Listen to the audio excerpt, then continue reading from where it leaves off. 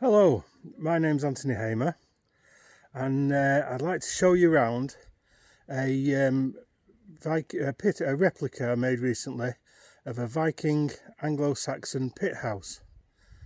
So we'll give a bit of a commentary on the basics of how it's built, and then a look round inside of how it's furnished.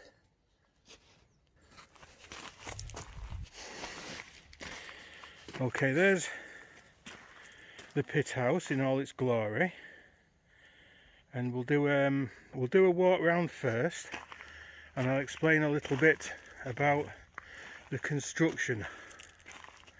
It's painted with bitumastic, which I think originally 1,000 years ago they'll have used tree tar. So bitumastic paint, which is tar based, is the closest modern equivalent that's easily available.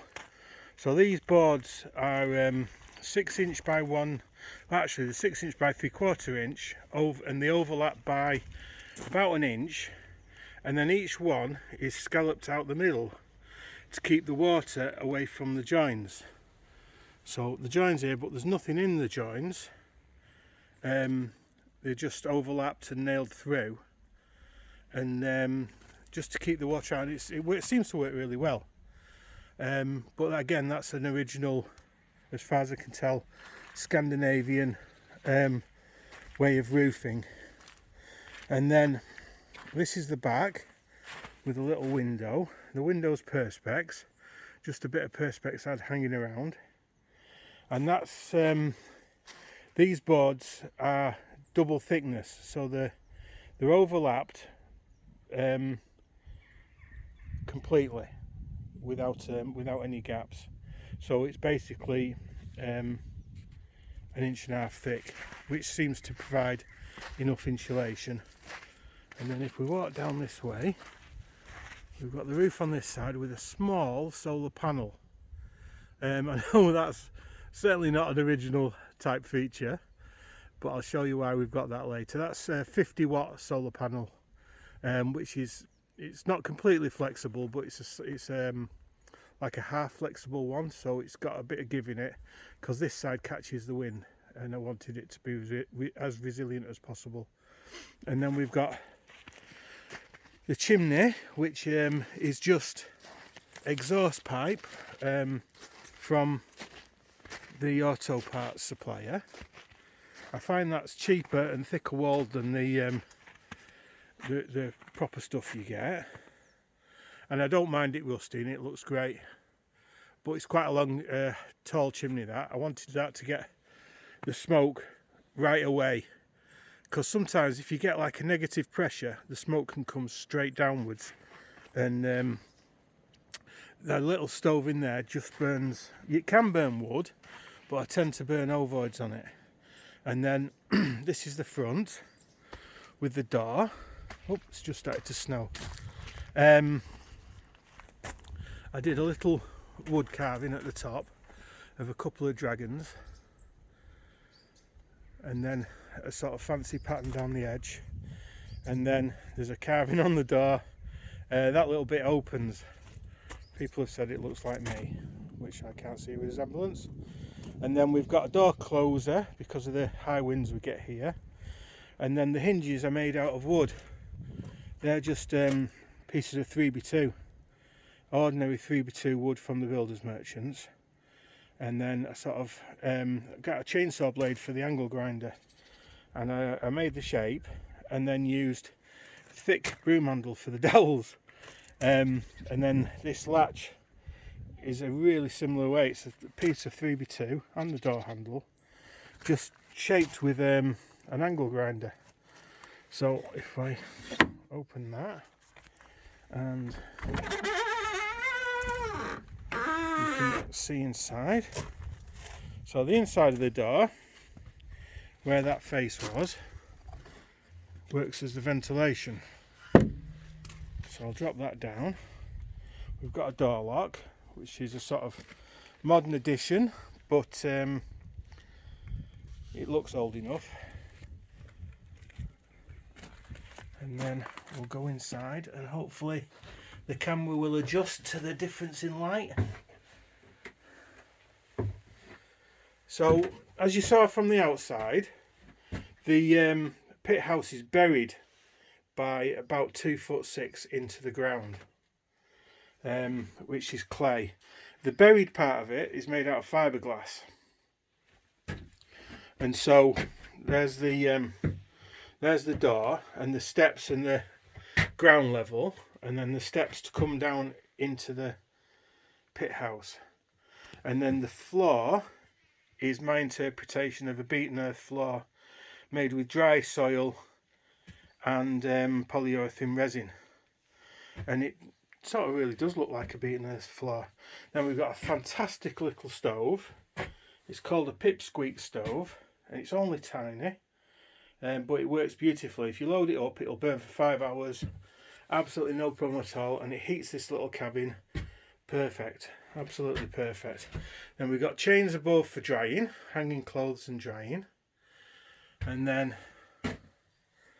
we've got a little cabinet here which is near the door. There's a latch at the bottom. If I open that, then that's got the fire extinguisher in, which is near the door because you want to be on the way out if you have to use it. And then a little, you call it a bookcase, shelves. I made the tray and that little bowl, that little bowl there, but I didn't make the cups, that's too hard. And then we've got this, believe it or not, is a light switch. So if you pull on Thor's head, then the lights come on. So those are LED strip lights. They only cost about £5. I get them 1 metre long, and then put them route out a groove in a piece of fence post, and then hang them up with chains, and they sort of look quite effective. And then inside here is a motorbike battery, a solar charge controller, and then the switch is from a bathroom. So it's all only 12 volts, but the bathroom light switch with the string, and the string comes out through Thor's head, and then you can turn the light on and off just by pulling on his head. And then we've got a little corner cabinet which has got that bowl is from Norway. It's a pewter bowl. I made a lid for it, and then that's got firelighters in there. And then we've got 2 single beds with fleece bedding. They're really nice and warm, really cosy. And then there's a table which fits like a caravan. It fits into a hole in the floor. But I ditched the metal tube and just used a wooden fence post, and that seems to work alright, but it is a bit wobbly. You can drive it in better, and then it sits much better in the ground. And then we've got a cabinet up here with, it's a combined smoke and carbon monoxide alarm. So that's again hidden away. I'll put a first aid kit in there as well at some point. That's hidden away so it doesn't sort of spoil the ambience in here. I have something modern sticking out like a sore thumb.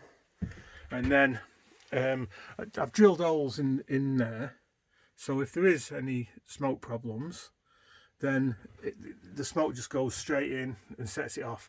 I know that because the fire, when I hadn't cleaned it out properly, the smoke came out and set it off. And then a little opening window with a nice view down the field. So I'll close that because it's a heck of a draft coming in. Then the table, which is a table that was going to the tip. I think it might be Indian looking at the markings on it, but it looks ancient. If I lift it up, a friend of mine, Amanda, drew, she does Viking paintings of Viking shields, and so this post comes out I can't do it one-handed, but the post comes out and then the shield sits up there. So that way around, it's a Viking shield sat on the wall, and then the other way up, sorry, a bit quick that, it's a table for playing cards or whatever people want to do. Then we've got a couple of little shelves. I just drill holes in the wall and put dowels in, and they work quite well as hooks. So I think that probably more or less covers my little pit house. Anything I've missed, any questions, please don't hesitate to ask, make comments. I love comments because it shows people are interested. I'll turn the light off. We'll go outside. There's the roundhouse.